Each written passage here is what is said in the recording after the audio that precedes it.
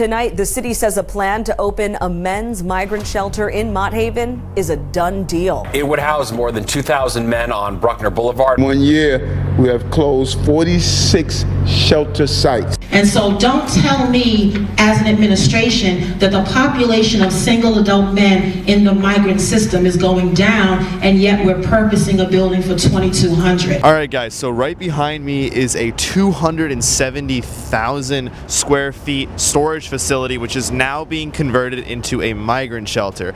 Our goal for today is to see what residents in the Bronx actually feel about this. So let's get started. Walking around the South Bronx, specifically within 1 or 2 blocks from the shelter, it was honestly difficult to find someone who spoke English. That was not the case 3 years ago. What I first saw was a lot of African migrants going toward a large storage facility adjacent to this new migrant shelter. Got a quick question. Do you speak English? What you're about to see are the actual real-life consequences of the migrant crisis. I believe this is one of the most important videos we've ever made. Is this a migrant shelter, this facility right there?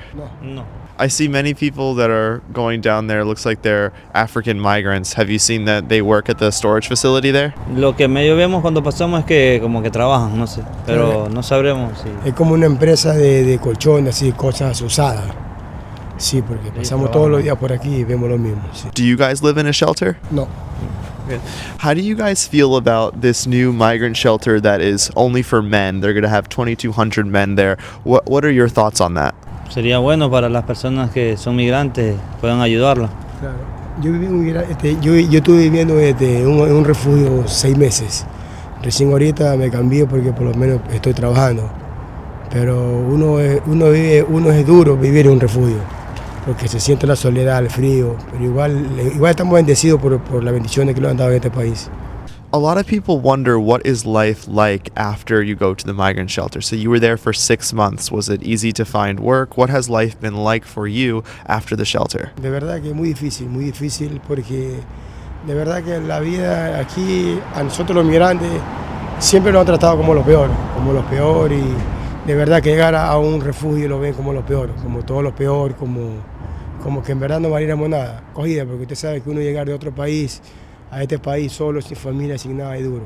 Es demasiado duro y yo comprendo a todos los migrantes como yo. So I assume that you guys live around here, correct me if I'm wrong. So are you happy that this is becoming a shelter?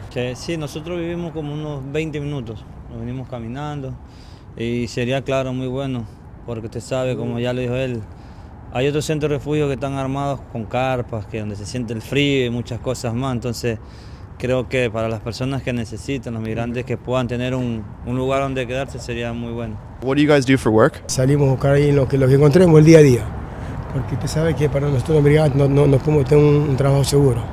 Solamente tratar de ganar la vida por ahí en lo que podamos hacer. En lo que le den la oportunidad para poder seguir trabajando. So you can start to see that when migrants leave the shelter system, they come to areas like the Bronx.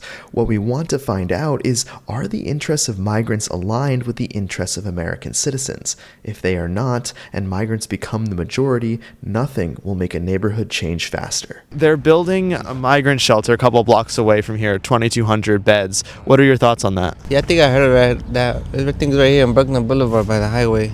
Yeah. It's like a huge commercial space, which I don't think is even good for a migrant shelter. They're not gonna be hanging out over there. They're gonna be hanging on this side, where the stores is at. Mm-hmm. And the majority of this is all schools.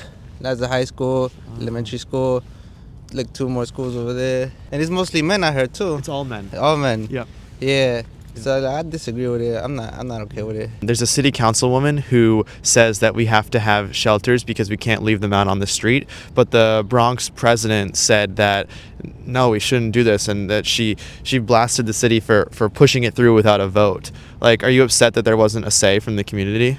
Yeah, and they definitely should. It's pretty much working class over here. Yeah. We got double tax already. We got state tax, and then we got city tax, and then we have to sustain these people. It's not. I disagree with it. Mm-hmm.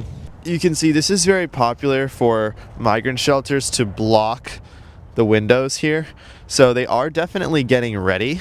You also see barbed wire at the top of this fence.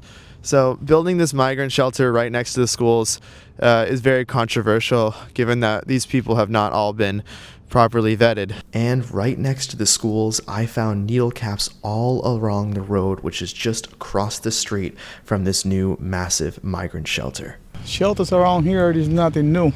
There's a lot of shelters around here. What it have to do is something about the schools with all these shelters coming around. There's nothing done with the school, with the kids. Nothing. What do you feel about migrant shelters? What do you think about the concept of your tax dollars going toward them? I don't mind the shelters as long as they stay there for 3-4 months, and then after that they move on. Yeah. Not to stay there for 3-4 years and then do nothing about it. So listen, a couple blocks away from here, they're building a migrant shelter, 2,200 beds. What are your thoughts on that? Damn. Yeah, tell us, guys. Tell us, 'cause Honest opinion, yeah. like American people, we need our own help over here. They helping everybody else but the American people. You see how many of homeless people be on the trains and everything, sleeping on the platforms? Where they shelters at? Why they so concerned about the immigrants and not about their own people? That's what my issue with this shit is. Yeah. What about you? You feel the same? I mean, there are a whole bunch of people here who need shelters. A whole bunch of people here who need those type of resources. It's freezing out here.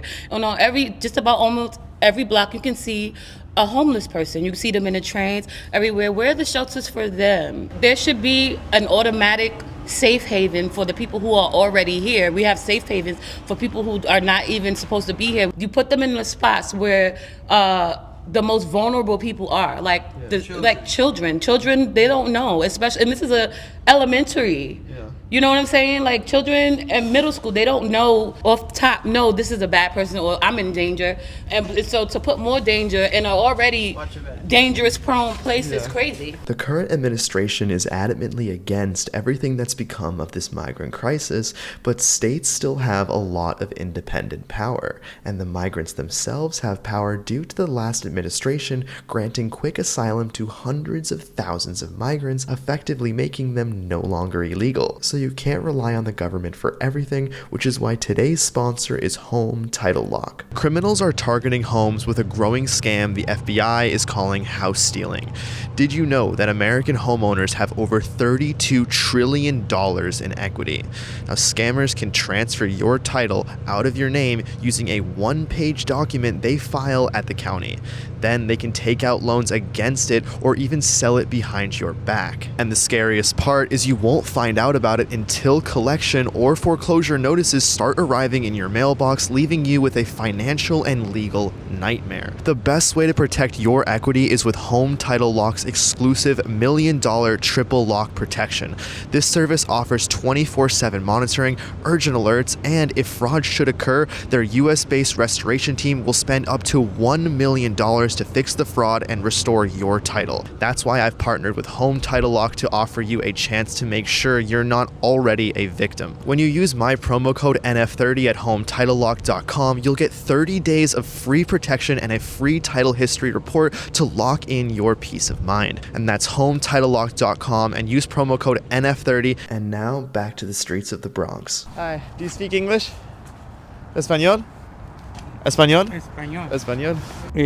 Pues pienso que más que nada se debería de investigar la gente que se va a poner, porque como ha pasado muchas cosas, parece que se ha ido del control la seguridad más que nada de la ciudad. Tell me, what are those things that you're talking about that are going on? Yo vivo acá en la 138 y ha habido muchos robos, muchos atracos y culpan pues gente que ha venido así en caravana o eso. And how did you come to America? Yo tengo aquí desde 1998, viéndolo como ¿cómo le digo? Como humanitariamente pues está bien, pero que se les diera tal vez quizás 3 meses, con 90 días yo pienso que ya cualquiera es una gran ayuda y ya pueden buscar sus cosas o sus medios por sí mismos.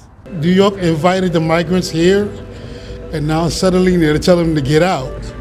That doesn't make any sense to me. Why invite them in the first place? Now that you're telling them to get out, they have nowhere to go. Like, as far as the shelter, I don't have a problem with the shelter. It's just as long as they're legal. But you have illegal immigrants that are getting benefits that are supposed to be only for Americans. That makes no sense to me. I understand with the migrants, the ones that are legal, the ones that are doing what they're supposed to do, fine. But you have people, migrants that are getting arrested and they're committing crimes. The system is letting them right back out. No bail or anything. Now, they wouldn't do that for me, and I've been here all my life.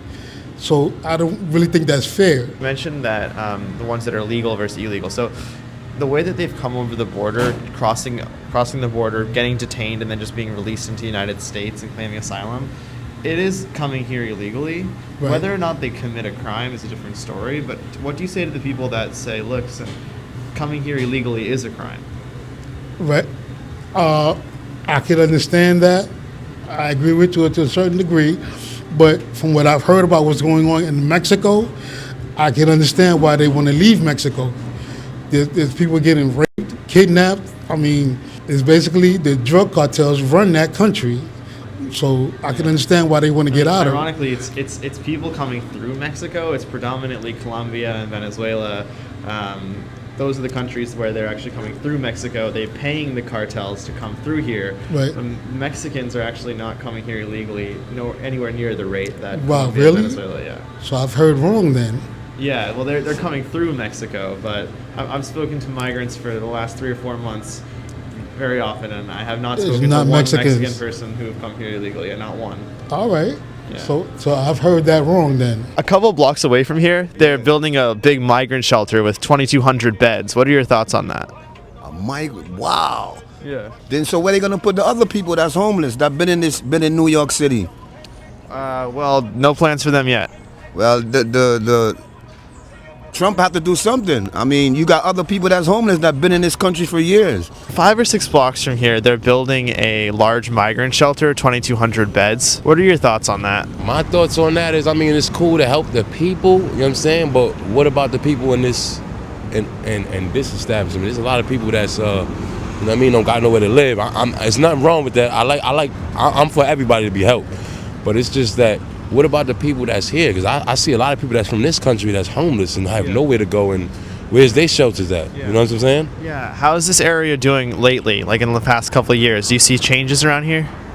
I mean, I do, but then again, I mean, to me, it looked like it's going back to worse. Because I've been around for a little while, so to me, it looked like it's getting back to worse. You know what I'm saying? Because it's like, I mean, the drugs and everything else. You know what I'm saying? So I believe, like, you know what I'm saying, it can do better. You know what I'm saying? It definitely could do better. Yeah. You know what I'm saying? I've spoken to a lot of migrants in Manhattan that say that their shelters are closing now. So in Manhattan, they're all closing, like 46 shelters by the end of the year. And a lot of them say that they're going to come to the Bronx, they're going to come to Queens. Have you seen that impact here? Have you seen a lot more Spanish-speaking people around here?